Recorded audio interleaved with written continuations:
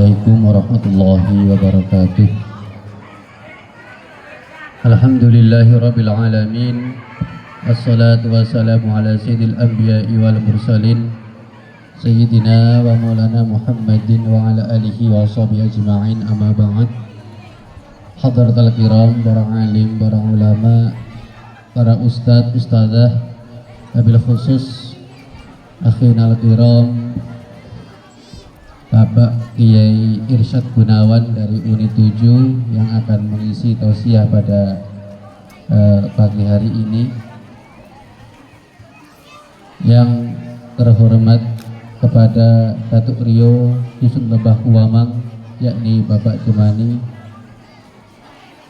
Yang terhormat kepada Ketua DPD beserta anggotanya. Yang terhormat kepada Kepala Kampung Tri Mulyo Bapak Yuswan beserta RT-nya yang hadir pada kesempatan hari ini yang saya hormati. Dan tak lupa kepada Ketua FKDT Bapak Rosid Rosidin yang saya hormati, Ketua Yayasan Pondok Pesantren Munawir Al-Ikhlas beserta pengurus yang kami hormati, dan kepada segenap wali santri putra maupun putri yang kami hormati. Tak lupa kepada seluruh tamu undangan yang hadir pada kesempatan hari ini yang saya hormati. Tak lupa pula kepada anak-anak kami, santriwan santriwati yang berbahagia. Pertama, mari sama-sama kita panjatkan rasa syukur kita ke hadirat Allah Subhanahu wa taala dengan ucapan alhamdulillahirabbil alamin. Bahwasanya pada pagi hari ini kita masih diberi limpahan rahmat, taufik, hidayah serta inayahnya sehingga dapat berkumpul di halaman Pondok Pesantren Munawir Al-Ikhlas ini demi memenuhi undangan kami dalam keadaan sehat walafiat. Semoga pertemuan kita ini senantiasa membawa keberkahan, menjadi amal kebaikan kita yang kelak akan menyelamatkan kita di yaumil akhir. Amin Allahumma amin. Selanjutnya salawat teriring salam, mari sama-sama kita sanjung tinggikan kepada haribaan kita Nabiullah Nabi Agung Muhammad Sallallahu Alaihi Wasallam yang telah bersusah payah membimbing umatnya dari alam kegelapan, alam jahiliyah menuju alam yang terang benderang penuh dengan ilmu pengetahuan seperti yang kita alami pada pagi hari ini. Bapak, Ibu, hadirin yang kami hormati, sebelumnya mohon maaf di hadapan panjenengan semua ada sedikit snack, monggo dinikmati dengan apa adanya, ala kadarnya. Semoga dengan snack tersebut bisa sedikit menghilangkan kejenuhan Bapak Ibu di dalam menunggu ataupun menunggu anak-anak kita yang akan diwisuda. Monggo Pak Bu, monggo disambi yang hidangan ataupun snack yang ada di hadapan panjenengan semua. Bapak Ibu yang saya hormati, pada hari ini Pondok Pesantren Munawir Al-Ikhlas yaitu mengadakan wisuda kelulusan santri Wusto dan santri MDTA, di mana santri MDTA yang kita luluskan atau kita wisuda pada pagi hari ini sejumlah 16, untuk santri Wusto sejumlah 15. Itu untuk santri Wusto yaitu angkatan kedua. Mohon doanya kepada panjenengan semua para hadirin, semoga anak-anak yang kita wisuda pada hari ini senantiasa mendapatkan ilmu yang barokah dan manfaat. Semoga bisa melanjutkan ke jenjang-jenjang berikutnya, juga menjadi anak yang soleh dan solehah. Seperti telah disampaikan oleh Ketua FKDT tadi, bahwa di pondok kita ini ada jenjang TPQ, MDTA, Usto serta Ulia. Usto setara SMP, Ulia setara SMA. Itu pesan kami kepada para mutakharijin mutakharijat yang telah diwisuda, akan diwisuda pada pagi hari ini. Teruslah kalian di dalam menuntut ilmu. Jangan sampai setelah lulus di pendidikan kesetaraan wusta ini kalian berhenti menuntut ilmu. Pesan saya harus diteruskan ke jenjang berikutnya. Dan saya mohon dengan sangat kepada para santri-santri yang diwisuda, karena di sini ada lembaga lanjutan yaitu Ulia yang setara dengan SMA. Saya berharap semuanya nanti bisa melanjutkan di pondok kita ini. Karena saya masih teringat kemarin waktu di Darul Barokah, dahulunya Bapak Irsyad, di pondok itu anak-anak itu ibarat seperti telur yang dierang. Kalau hanya lulus wusta itu baru ibarat ayam mengerami telur itu baru setengah, belum sampai selesai. Telur dieram baru 10 hari kok diambil, itu besar kemungkinan telur itu tidak akan menjadi itik, tidak akan menjadi anak ayam yang besar kemungkinan telur itu akan menjadi telur busuk, Pak, kalau tidak dilanjutkan ke jenjang berikutnya, baik di sini ataupun di pondok-pondok yang lain. Maka untuk itu saya sangat berharap kedukungan kepada wali santri semua. Tolong anak-anak yang diwisuda pada pagi hari ini berikan semangat biar telur-telur itu menetas, Pak Bu. Jangan sampai menjadi telur busuk. Telur busuk itu kalau sudah menjadi telur busuk, orang tidak ada yang mau. Ya. Mohon diteruskan. Dan kalau bisa ya diteruskan di sini. Karena apa? Kalau pindah petarangan nanti juga kemungkinan juga tidak akan menjadi anak ayam. Ya. Kalau sampai selesai, ya, insya Allah, walaupun mungkin anak-anak, yang namanya anak kadang ngajinya semangat, kadangnya tidak. Tapi yang namanya santri itu setiap ngaji pasti ketemu langsung, bertatap muka sama guru, sama kiainya. Yang di situ, Pak Bu, sang kiai, sang guru itu memancarkan ilmu yang tidak diketahui. Kadang-kadang guru itu memandangi anak yang mungkin kurang IQ-nya kurang di bawah rata-rata.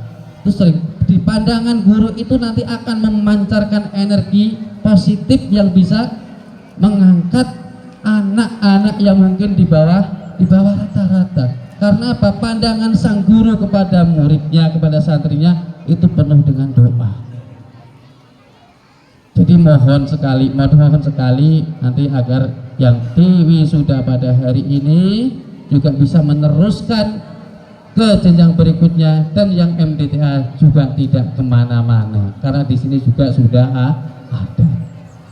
Dan yang selanjutnya, ketika kita memondokkan anak itu memang harus betul-betul yakin dengan gurunya. Karena kita memondokkan anak kok ada kebimbangan, ada keraguan dengan gurunya, itu tidak akan berhasil.